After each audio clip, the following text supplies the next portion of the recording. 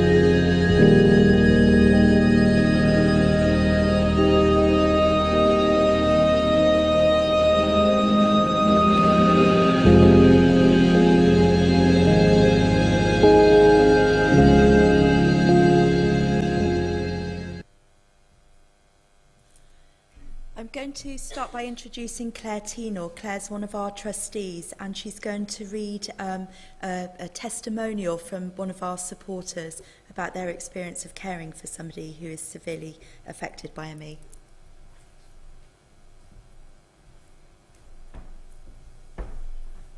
Hi everyone. I feel really privileged to be able to share this personal experience of Sarah and her partner with you. They've written it firsthand, so I'll share it in Sarah's own words, and I hope I do it justice for them. My husband Steve was given a paper at a conference in Las Vegas in 1997. This was 17 years ago last month, when he became unwell with a stomach bug. He came home and slept and slept and slept. He took some time off work, but when he tried to go back, he found that he wasn't able to. Eventually, he reduced his hours to part-time, but this was not manageable either. And after a year and a half, he took long-term sick leave. Steve went for various tests, including gastroenterological testing, but nothing was found. He saw a neurologist who said he thought it was ME and told us Steve would get better in 6 months. We realise now that he got this diagnosis because they couldn't find anything else to attribute his symptoms to. Steve did everything he could to try and manage ME. He paced carefully, keeping a diary. He gathered as much information as he could. Then in 2001, he became very ill with a stomach bug. He was so unwell. I called the out-of-hours doctor, explained that Steve had ME, but he refused to come out. We know now that this was a turning point. Steve never returned to how he was before 2001. At his worst point, he could only manage getting out of bed for 4 hours a day, and these he spent just sitting quietly in a chair. Steve's life, as it was, ended in all senses. His plans, hopes and dreams all disappeared. He went from a world-renowned research psychologist who travelled the world and loved new experiences to someone whom even lying in bed was painful. Looking back, we used to say when he first became ill that he was so poorly. Now we realise by comparison he was so well. When you live with this illness, your perspective changes so much. I gave up my career 10.5 years ago as Steve got worse. It was a job I loved, but when you are desperate, you will try anything. And at the end of the day, life was unbearable for Steve. We hoped that by doing this, we could see a change in his condition, but sadly not. Financially, we've had to make huge changes. I don't know how we spent what we earned before. It seems utterly fantastical. Today, we are dependent upon welfare benefits. Steve has a small pension, and I receive carer's allowance. I think about every penny we spend. Our roles have almost reversed too. Steve never wanted to be looked after. He wanted to do the looking after. And I wouldn't say that I really fit the role of carer. I had to adapt and try not to think about our situation as a whole. The biggest challenge by far was that Steve and I faced has been the lack of understanding and support from the medical community. It is frightening at times.